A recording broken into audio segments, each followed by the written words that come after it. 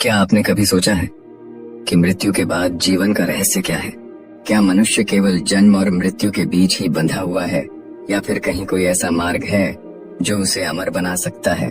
शास्त्रों में लिखा है, कलयुग का समय ऐसा आएगा जब मनुष्य मृत्यु से डरकर अमृतत्व की खोज करेगा।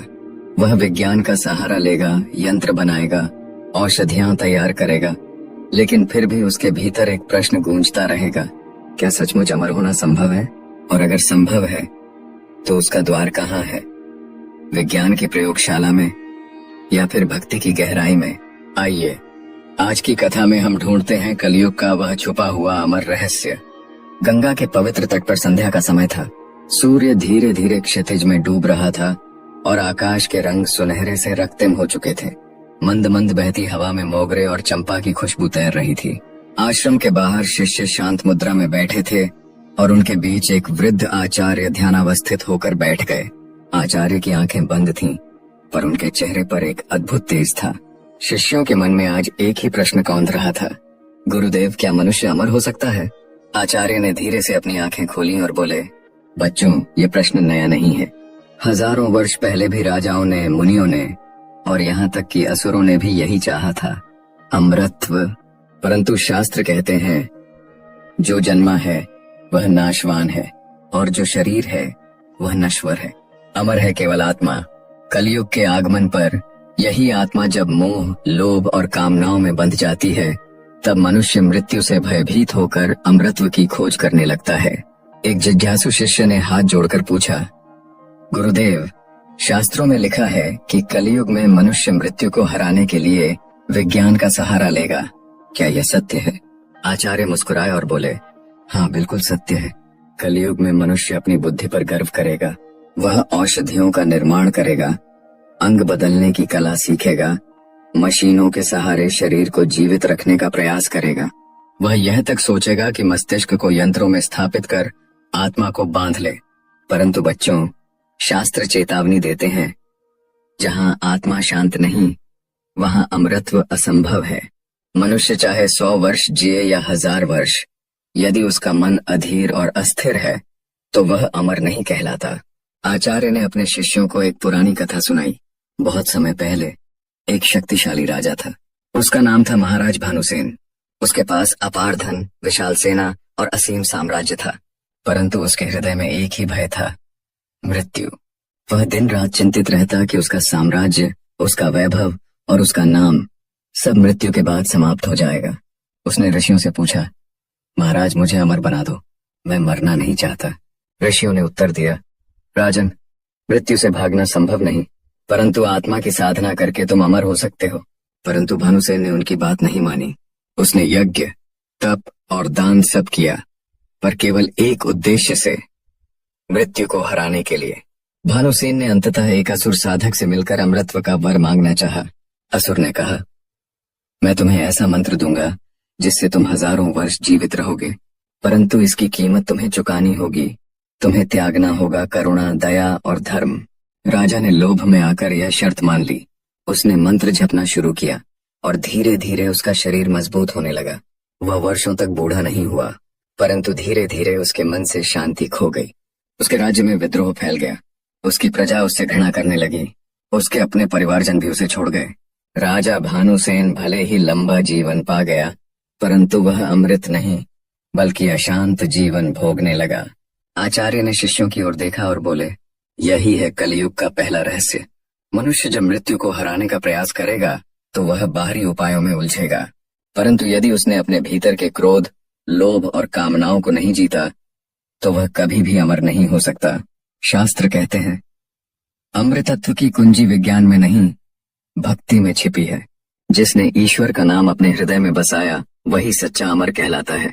शिष्यों के मन में अब और प्रश्न उठने लगे। उन्होंने आचार्य से पूछा, गुरुदेव, क्या कलयुग में हर मनुष्य अमरत्व की खोज करेगा? क्या यह खोज अंततः उसे भक्ति की ओर ले जाएगी? आचार्य ने गहरी सांस ली और बोले, हाँ, समय आने पर मनुष्य को समझना होगा कि बाहरी प्रयोगशाला अमर नहीं बना सकती। तब वह फिर से अपने भीतर झांकेगा। वह देखेगा कि आत्मा ही अनंत है और मृत्यु केवल एक द्वार है जो हमें अगले जीवन की ओर ले जाता है। संध्या का आकाश अब गहरे नीले रंग में बदल चुका था। तारों की चमकते हुए गंगा की लहरें शांति का संगीत गा रही थीं। शिष्य मौन बैठे थे, उनके मन में गहरे विचार उमड़ रहे थे। आचार्य ने धीरे से कहा, याद रखो बच्चों, कलयुग में मनुष्य अमरत्व की खोज अवश्य करेगा, परंतु यह खोज उसे एक दिन सिखाएगी कि अमरत्व शरीर का नहीं, आत्मा का होता है, और उस आत्मा को अमर बनाने का मार्ग है भक्ति, साधना और ईश्वर के प्रति समर्पण। कलयुग धीरे धीरे अपनी चरम अवस्था की ओर बढ़ रहा था। मनुष्य के मन से करुणा और दया लुप्त हो रही थी। जहाँ पहले धर्म और सत्य का पालन होता था, वहीं अब छल, कपट और लोभ का राज फैल गया था। नगरों में विशाल भवन और यंत्रों की गूंज सुनाई देती थी, परंतु हर घर में बेचैनी, हर मन में भय और हर हृदय में असंतोष छिपा था। लोग कहते थे, धन से सब मिलेगा, विज्ञान से सब संभव है, परंतु भीतर ही भीतर वे मृत्यु से कांपते थे। समय बदला और विज्ञान ने अद्भुत प्रगति कर ली। विशाल प्रयोगशालाओं में वैज्ञानिक अमरत्व के रहस्य को पकड़ने की कोशिश करने लगे। किसी ने कहा, यदि हम रक्त को बदलते रहेंगे तो शरीर हमेशा युवा रहेगा। किसी ने कहा, हम मनुष्य के मस्तिष्क को मशीन में डाल देंगे, जब शरीर बूढ़ा हो जाएगा तब आत्मा को उस मशीन से बांध देंगे। किसी ने दावा किया, हम कृत्रिम शरीर बनाएंगे जिसमें आत्मा को कैद कर देंगे। इस प्रकार मृत्यु नाम की कोई चीज नहीं रहेगी। ये प्रयोग सुनकर लोग उत्साहित हो जाते। हर अमीर आदमी अपनी संपत्ति इन प्रयोगों में लगाता। गरीब लोग आशा करते कि शायद कभी उन्हें भी यह वरदान मिलेगा। वर्षों की मेहनत के बाद जब प्रयोग सफल होने लगे, तब एक अजीब भयावह दृश्य देखने को मिला। जो लोग कृत्रिम साधनों से अपना जीवन बढ़ा रहे थे, उनके शरीर तो जीवित रहे, पर उनकी आंखों से चमक खो गई, उनके मन से शांति लुप्त हो गई। वह ऐसे दिखते जैसे चलती फिरती मूर्तियां हों। उनके चेहरे पर न मुस्कान, न करुणा, न कोई भावना, मानो आत्मा ने शरीर को छोड़ दिया हो और केवल खोल शेष रह गया हो। उसी समय एक वृद्ध संत ने अपने आश्रम में कहा, मैंने ये सब पहले ही देखा था। शास्त्रों में लिखा है, कलयुग में मनुष्य मृत्यु से बचने के लिए विज्ञान का सहारा लेगा, परंतु वह भूल जाएगा कि अमरत्व विज्ञान का नहीं, आत्मा का धर्म है। ये लोग भले ही वर्षों तक जीवित रहें, परंतु इनके जीवन में शांति नहीं होगी। वह जीवन अमर नहीं, बल्कि अनंत पीड़ा का बंधन होगा। उस समय एक राजा था, राजा विक्रमजित। उसके पास भी अपार वैभव और सेनाएं थीं। वह यह देखकर चकित रह गया कि साधारण लोग भी अब अमरत्व की ओर भाग रहे थे। राजा ने अपने राजवैद्यों को बुलाया और कहा, मुझे ऐसा बना दो कि मृत्यु कभी मुझे छू न सके, मेरी आयु अनंत हो। वैद्य और वैज्ञानिकों ने मिलकर उसके शरीर में यंत्र लगाए, नई औषधियों से उसका शरीर अजेय बना दिया। राजा आनंदित होकर बोला, अब मैं सदियों तक जीवित रहूंगा, मेरे नाम का डंका हमेशा बजेगा। परंतु धीरे धीरे उसे एहसास हुआ, उसके मित्र, परिवारजन, प्रियजन सब मर रहे थे, वह अकेला बच रहा था। वर्षों के बाद उसकी आंखों में केवल अकेलापन और शून्यता भर गई। राजा विक्रमजित ने सोचा था कि अमर होकर वह संसार पर राज करेगा, परंतु अमर होकर उसने पाया, राज्य बदलते गए, भाषाएं बदल गईं, लोग बदल गए, पर वह अकेला रह गया। उसके सामने वही प्रश्न खड़ा हुआ जिससे वह भाग रहा था, क्या यह जीवन सचमुच जीने लायक है? आचार्य की वाणी उसे बार बार याद आने लगी, अमर है केवल आत्मा, और आत्मा अमर होती है भक्ति से, न कि यंत्रों और औषधियों से। राजा ने सोचा, मैंने विज्ञान से मृत्यु को हराना चाहा, परंतु वास्तव में मैंने अपने जीवन को श्राप बना लिया। यदि आत्मा ही अनंत है तो क्यों न मैं ईश्वर की शरण में जाऊं। राजा विक्रमजित ने एक दिन अपने सारे यंत्र तोड़ डाले। उसने औषधियों को छोड़ दिया और गंगा के तट पर आकर बैठ गया। वह बोला, अब मैं ईश्वर के नाम में डूबकर ही जीना चाहता हूँ। यदि मृत्यु आए तो आए, परंतु मैं अमरत्व खोजूंगा अपने भीतर। उसकी यह कथा दूर दूर तक फैल गई। लोग समझने लगे कि अमरत्व का मार्ग बाहरी नहीं, भीतरी साधना में छिपा है। शिष्य यह कथा सुनकर स्तब्ध हो गए। उन्होंने पूछा, गुरुदेव, क्या कलयुग में सबको यह सत्य समझ आएगा?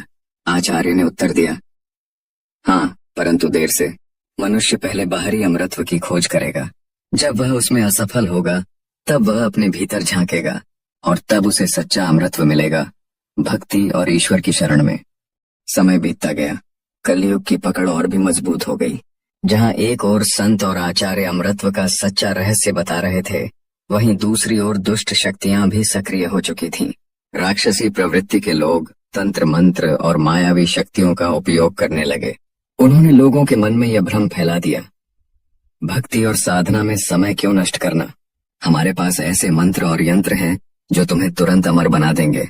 लोभी और भयभीत मनुष्य इन दुष्ट साधकों की ओर आकर्षित होने लगे। नगरों और राज्यों में अजीब दृश्य फैल गया। अमृतत्व एक प्रकार का बाजार बन गया। कहीं कोई असुर तांत्रिक काला धुआं उठाते हुए यज्ञ कर रहा था, तो कहीं कोई साधक मंत्र बेच रहा था। यह झप लो, मृत्यु तुम्हें छू नहीं पाएगी। लोग अपने घर बेचकर, अपनी संपत्ति लुटाकर इन साधकों के पीछे भाग रहे थे। परिणाम वही हुआ जो होना था। वे साधक उनकी आत्मा को अपने वश में कर लेते। मनुष्य जीवित तो रहते, परंतु उनका तय दिए। आचार्य ने यह देखकर कहा, शास्त्रों में पहले ही चेतावनी दी गई थी। कलयुग में झूठे गुरु और मायावी साधक संसार में फैलेंगे। वे मनुष्य को अमृतत्व का झूठा वचन देंगे, परंतु वास्तव में उनकी आत्मा को बांध लेंगे। मनुष्य को इस प्रपंच से सावधान रहना होगा। सच्चा मार्ग कठिन है, परंतु वही मोक्ष की ओर ले जाता है। शिष्यों में से एक का नाम था अनंत। वह युवा था और उसके मन में भी एक छिपी हुई इच्छा थी। क्या सचमुच अमृतत्व का कोई आसान मार्ग नहीं है? एक दिन वह गुप्त रूप से आश्रम छोड़कर शहर की ओर निकल पड़ा। वहां उसने एक मायावी साधक को देखा। वह साधक आग के घेरे में बैठा था और गूंजती आवाज में कह रहा था, मेरे पास अमृतत्व का रहस्य है, जो चाहे मेरे शरण में आ सकता है।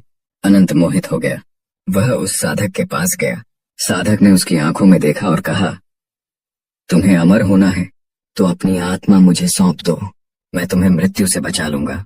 अनंत के भीतर भय और लालच दोनों उठे, परंतु तभी उसे अपने गुरुदेव की वाणी याद आई, जहां आत्मा स्वतंत्र नहीं, वहां अमरत्व असंभव है। उसका हृदय कांप उठा। वह वहां से भाग खड़ा हुआ और रोते हुए आश्रम लौट आया। आचार्य ने उसे देखकर कहा, अनंत, यह कलयुग की सबसे बड़ी परीक्षा है। मनुष्य जब भय और मोह में अंधा हो जाता है, तब वह दुष्ट शक्तियों का दास बन जाता है। याद रखो, अमृतत्व कोई वस्तु नहीं जो बाजार में बिके। यह आत्मा की साधना से प्राप्त होने वाला परम वरदान है। जिसने भक्ति और प्रेम को अपनाया, उसने ही मृत्यु को हराया। मायावी साधक और राक्षसी प्रवृत्तियां यह देखकर क्रोधित हो गईं। वे कहने लगे, यदि लोग भक्ति की ओर लौट गए तो हमारा साम्राज्य समाप्त हो जाएगा। हमें उन्हें और गहरे अंधकार में धकेलना होगा। उन्होंने नई योजनाएं बनानी शुरू की। अब वे केवल मंत्र नहीं बेचते थे, बल्कि विज्ञान के साथ मिलकर नए नए यंत्र बनाने लगे। वे बोले, हम तंत्र और विज्ञान को मिलाकर ऐसा जाल रचेंगे कि मनुष्य कभी सच्चे मार्ग की ओर लौट ही न सके। धीरे धीरे पूरा समाज भय और लालच से भर गया। हर कोई मृत्यु से भागना चाहता था। लोग मंदिरों में भी जाते, परंतु उनके मन में भक्ति नहीं, बल्कि अमृतत्व पाने की स्वार्थी इच्छा छिपी रहती। आचार्य ने यह देखकर आह भरी और बोले, कलयुग का यही अंधकार है। मनुष्य भक्ति के लिए मंदिर नहीं जाएगा, बल्कि अमृतत्व की लालसा लेकर वहां पहुंचेगा और यही उसे पतन की ओर ले जाएगा। रात्रि का आकाश भयावह हो गया था। काले बादल उमड़ रहे थे, बिजलियां कड़क रही थीं, मानो स्वयं प्रकृति कह रही हो, मनुष्य अपनी सीमा भूल रहा है। शिष्य मौन थे और आचार्य की वाणी गूंज रही थी, समय आ गया है जब मनुष्य को अंतिम परीक्षा देनी होगी। उसे चुनना होगा, या तो वह दुष्ट शक्तियों और झूठे अमृतत्व के पीछे भागेगा, या फिर वह ईश्वर की शरण में जाकर सच्चा अमृतत्व पाएगा। समय की धारा और आगे बढ़ी। अब कलयुग अपने चरम पर था। नगरों में भय, युद्ध और अराजकता फैल चुकी थी। लोग विज्ञान और तंत्र मंत्र के सहारे अमृतत्व पाने की होड़ में एक दूसरे का विनाश करने लगे। मानव ने लोभ और भय में इतना अंधकार बुन लिया था कि स्वयं प्रकृति भी क्रोधित हो उठी। भूकंप, आंधी, तूफान और अग्निकांड ने संसार को हिला दिया, मानो स्वयं सृष्टि कह रही हो, मनुष्य अपनी मर्यादा भूल गया है। इसी समय एक दिव्य संत का आविर्भाव हुआ। उनके चरण जहां पड़ते वहां शांति छा जाती। लोग उनके पास दौड़कर पूछते, गुरुदेव, हमें अमृतत्व चाहिए, हमें मृत्यु से मुक्ति दिलाइए। संत ने मुस्कुराकर उत्तर दिया, मृत्यु से भागना ही तुम्हारी सबसे बड़ी भूल है। अमृतत्व शरीर का नहीं, आत्मा का गुण है। यदि तुमने अपने भीतर भक्ति का दीप जलाया तो मृत्यु भी तुम्हें छू नहीं पाएगी। संत ने गंगा तट पर सभा बुलाई। हजारों लोग इकट्ठा हुए। संत ने गूंजती वाणी में कहा, हे मानव, सुनो, विज्ञान ने तुम्हें साधन दिए हैं, परंतु शांति नहीं। तंत्र ने तुम्हें मोह दिया है, परंतु स्वतंत्रता नहीं। सच्चा अमृतत्व न औषधि में है, न मशीन में, न मंत्रों में। सच्चा अमृतत्व है ईश्वर के नाम में, प्रेम में, करुणा और धर्म में जब तुम यह समझ जाओगे तभी कलयुग का अंधकार टूटेगा। संत की वाणी सुनकर भीड़ सन्नाटे में डूब गई। कई लोग रो पड़े। कईयों ने अपने तंत्र मंत्र और झूठे यंत्र तोड़ दिए। कई अमीर लोग जिन्होंने धन देकर अमृतत्व खरीदना चाहा था, उन्होंने अपना सब कुछ दान कर दिया। लोगों ने पहली बार समझा, अमृतत्व पाने का मार्ग बाहर नहीं बल्कि भीतर है। मायावी साधक और राक्षसी प्रवृत्तियां यह देखकर तिलमिला उठीं। उन्होंने संत पर आक्रमण करना चाहा, परंतु संत ने शांत स्वर में ईश्वर का नाम लिया। तुरंत आकाश में बिजली चमकी और धरती कांप उठी। वे दुष्ट साधक अपनी ही शक्तियों में झलकर भस्म हो गए। मानवता ने राहत की सांस ली। अंधकार का साम्राज्य टूट चुका था। सभा के अंत में संत ने कहा, याद रखो, मृत्यु कोई शत्रु नहीं है। मृत्यु तो केवल एक द्वार है जो तुम्हें अगले जीवन की ओर ले जाती है। यदि तुमने अपना जीवन धर्म, करुणा और भक्ति में बिताया तो मृत्यु भी तुम्हें छूकर अमृत बना देगी। पर यदि तुमने केवल लोभ, भय और स्वार्थ को अपनाया तो अमर होकर भी तुम शापित हो जाओगे। अमृतत्व की कुंजी विज्ञान नहीं बल्कि ईश्वर की शरण है। संध्या ढल चुकी थी। गंगा की लहरों पर चांदनी चमक रही थी। भीड़ मौन खड़ी थी, मानो हर किसी ने अपने भीतर कुछ नया पा लिया हो। लोगों ने संत के चरणों में प्रणाम किया और संकल्प लिया, अब हम मृत्यु से नहीं डरेंगे। हम अमृतत्व की खोज बाहर नहीं बल्कि अपने हृदय में करेंगे। और इसी के साथ कलयुग की अंधेरी राह में प्रकाश की पहली किरण फूटी। कलयुग का यह रहस्य हमें सिखाता है, अमृतत्व शरीर में नहीं आत्मा में है, और आत्मा का अमृतत्व केवल भक्ति, प्रेम और धर्म से प्राप्त होता है। दोस्तों, अगर आज की यह कथा आपके हृदय को छू गई हो, अगर आपको भी लगा हो कि जीवन का असली रहस्य भक्ति, प्रेम और ईश्वर की शरण में छिपा है, तो इस प्रकाश को औरों तक जरूर पहुंचाइए। इस वीडियो को लाइक कीजिए, अपनी राय कमेंट में बताइए, और हाँ, हमारे चैनल मिस्टिक भारत को सब्सक्राइब करना मत भूलिए, क्योंकि आगे आने वाली कथाएं और भी अद्भुत होंगी। ऐसी कथाएं जो आपको इतिहास, पुराण और अध्यात्म की गहराइयों तक ले जाएंगी। तो मिलते हैं अगली रहस्यमयी कथा में। तब तक याद रखिए, सच्ची शक्ति